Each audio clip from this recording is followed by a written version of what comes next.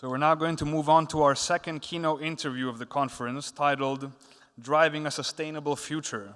And it is my great pleasure and privilege to introduce to you the head of shipping in Asia Pacific and the Middle East at Shell, Mr. Nick Potter.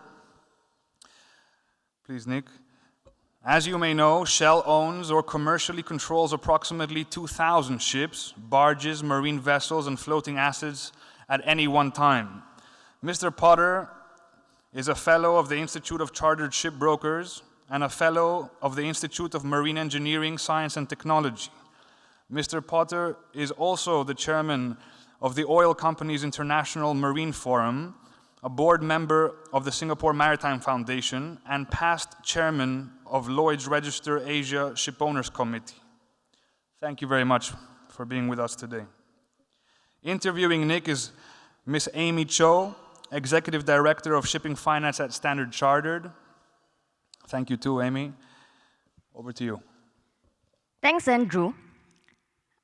I'm very honored today, and we are all very privileged to have us Mr. Nick Potter, Head of Shipping for Shell, Asia Pacific and Middle East. He will share with us insights in one of the most challenging topics on sustainability.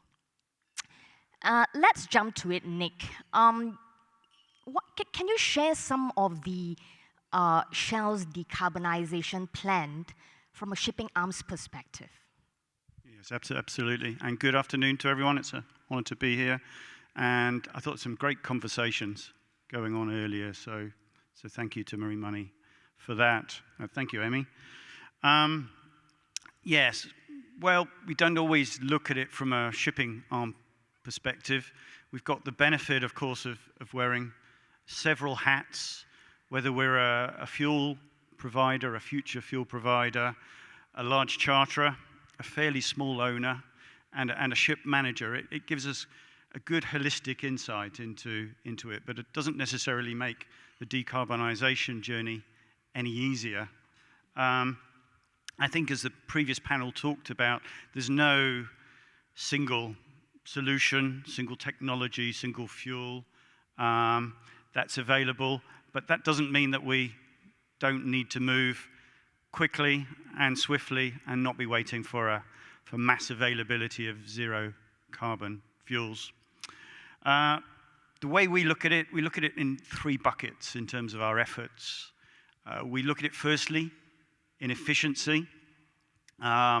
Efficiency is critical in the short term. Not only have we got some IMO regulatory targets around efficiency coming up, but longer term, we've got the challenges of the zero carbon fuels having a very low density, and it was picked up by the panel before. I think Lynn mentioned that. So we've really got to solve the fuel demand usage, the fuel demand and emissions, therefore, in order to deal. Otherwise, we're going to have some real challenges around infrastructure and the logistics of these lower density fuels. So I think that's critical. The way we're looking at it is energy efficient technologies. In fact, in our latest series of LNG vessels, we're deploying a series of systems, air lubrication systems, the bubbler systems, actually trim optimization. So Toby was mentioning before that there isn't a package available. There actually is. Shell developed one, and it's called Jaws. Just add water, and it's available to the market. So there's other tools, smarter data analytics, digitalization. We think that if you actually start to add some of these technologies together, they have a compounding effect. You could potentially get 25% emissions reductions by using those technologies. So certainly not immaterial in terms of impact. And in fact, those series of LNG vessels we project to have an A rating when it comes to CII, and CII was discussed earlier. The second bucket, fuel. A lot of conversation on the panel around that. It's no secret that Shell's view is in terms of lower carbon fuels available at scale. There's only one choice today, and that's LNG. And we've worked hard to build out the infrastructure associated with that. Multiple pathways was discussed. It was a great conversation earlier. Yes, absolutely. We're seeing biofuels, biofuel blending, certainly being more focused in some regions and in some sectors too. The container business is certainly looking more actively. Electrification, we see short coastal movements around that. So multiple pathways in our view. And then just finally, measurement. Absolutely critical. If you don't know what your journey looks like to get, whether it's a net zero or a 50% target as per IMO, you don't know how you're doing on that journey. So accurate measurements and reporting is key. That's why we signed up to the Sea Cargo Charter. Thanks, Nick. That seems like quite a lot of projects, a handful of projects that Shell Shipping is looking at. What about some of the key initiatives that the wider Shell Group is currently doing? Could you share with us? Yeah, no, thanks, Amy. So Shell's target, I should probably start by saying, is to be a net zero emissions energy business by 2050 or earlier.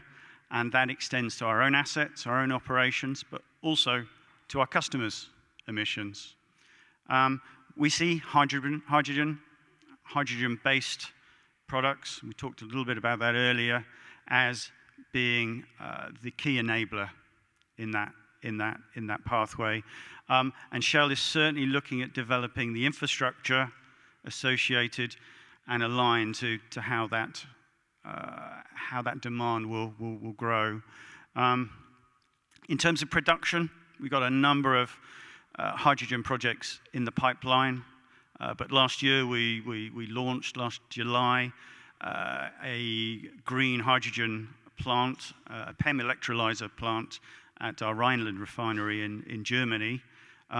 Produces 1,300 tons a year, so it's a start, but it's got ability to scale. As I say, it's green hydrogen and it's supported by renewable electricity. In terms of how shipping fits in, we see it as part of this global energy system. So the thinking has to be interconnected to other demand. We see that perhaps power generation and heavy industries will look to hydrogen long term as that zero fuel. And I think we're of the view that they'll fundamentally drive that demand and that scale, not necessarily shipping, but shipping's kind of priority is to really look at the safety and the technology of accessing that hydrogen in the future. So whether it's the flammability of hydrogen or the toxicity of ammonia, it's about de-risking our activities and our technology so that when that hydrogen is ready at scale, we're there to piggyback on the back. And if you look at LNG, it's a great marker of how we see this playing out.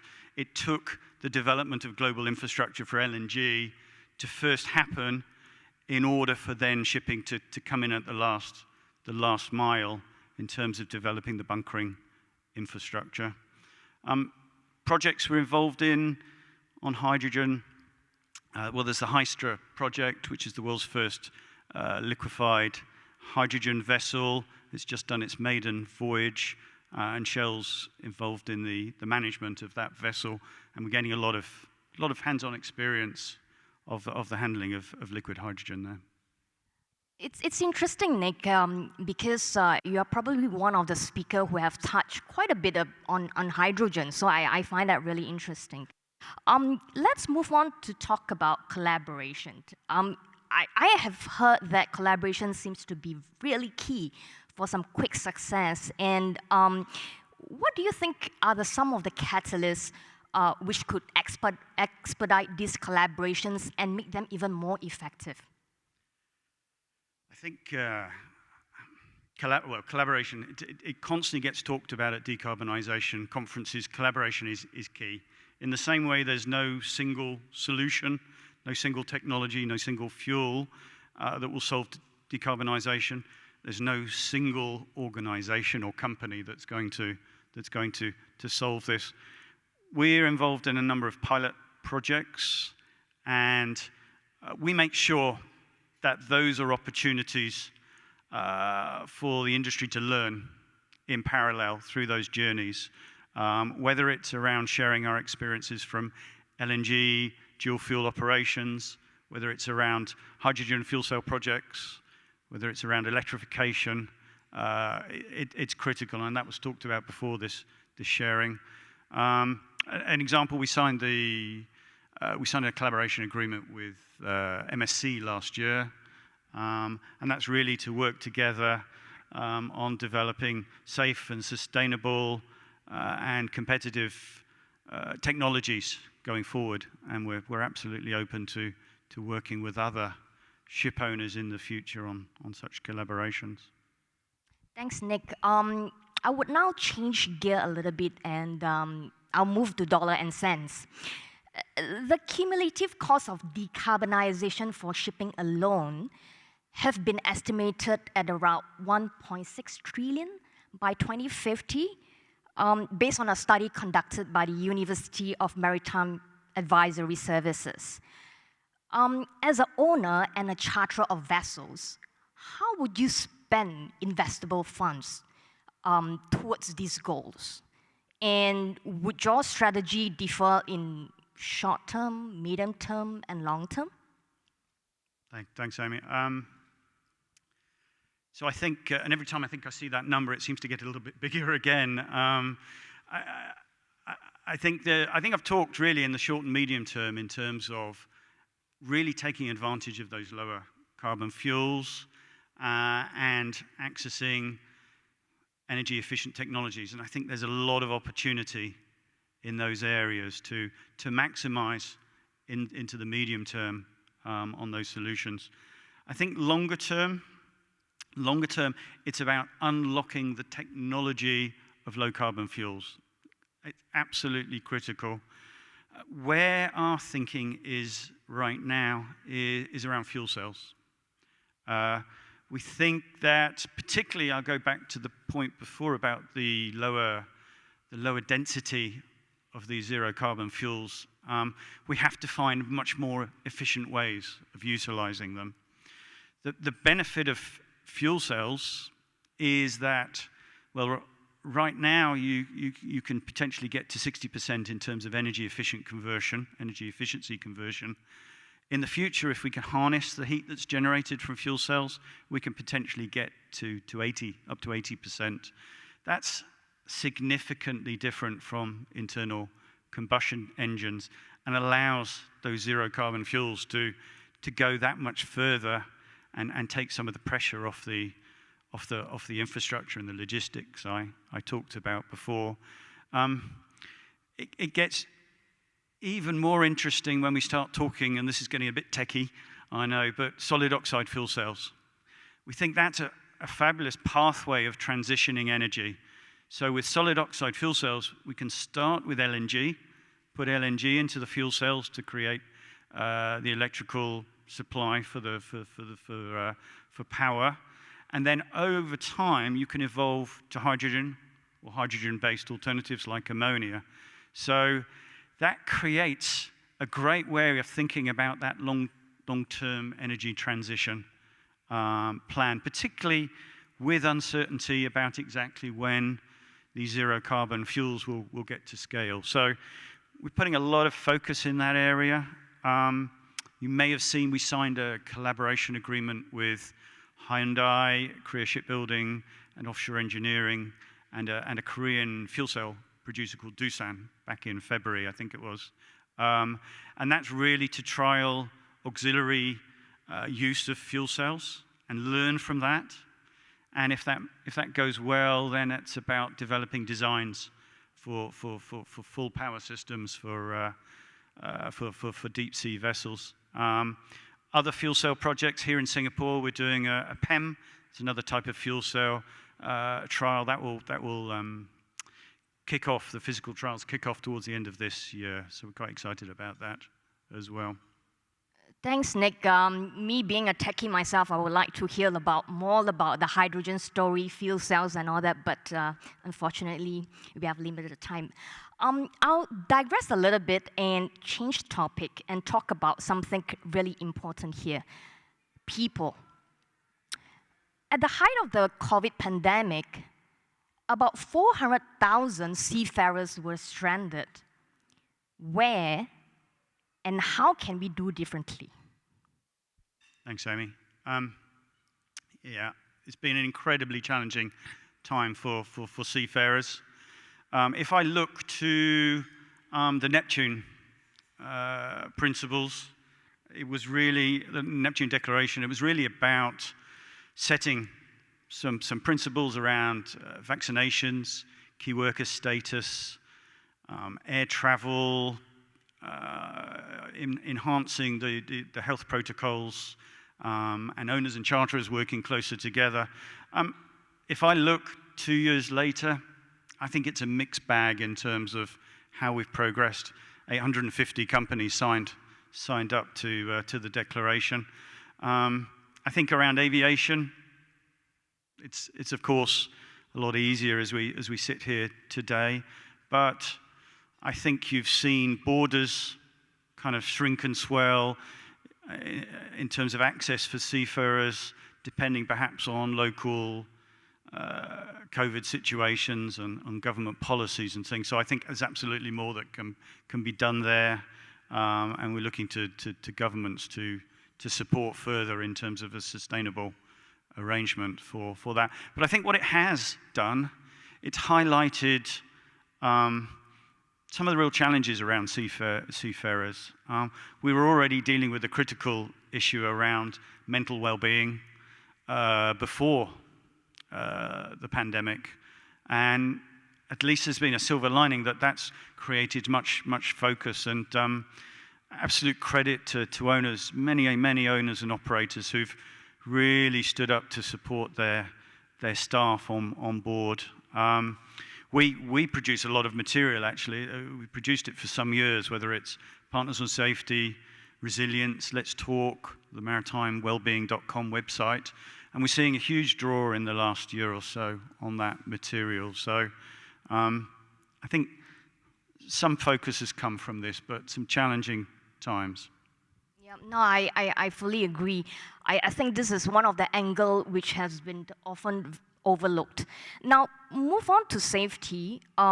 Shipping is one of the most international industries, but yet it is one of the most dangerous. Again, where and how can we do better? Okay. Well, there's a lot of good work being done in this area, but the reality, as you say, is it's still dangerous. It's 20 times, in terms of frequency of fatalities, it's 20 times worse than onshore roles, 5 times worse than the construction industry. So we've got challenges to continue to resolve. COVID hasn't helped this either, of course. In my mind, there's 3 areas that there's opportunity to progress. I think the first starts at leadership. I think visible, felt leadership from the top, and that commitment, seeing that commitment from CEOs, leaders of our organizations to not just set the tone, but continue to keep this front and center. Because if the CEOs aren't doing it, then the organization is going to take its steer from that, and that's going to create the culture as well. And I think at the same time, it's a case of actions as well as words. I think, secondly, I think it's around human factors, human element. Other industries have learned a lot from this, but humans make mistakes. Error is normal. So how do we de-risk our systems to deal with the fact that humans make mistakes? And I think the third area, investigations and learnings. I think our industry is not necessarily on the pace of some of the other industries in terms of learning the sophistication of investigations and the actions to follow up. Those are my views anyway. No, I think it's really helpful tips and advices and some of the thoughts that you have there. Final question I have for you, Nick.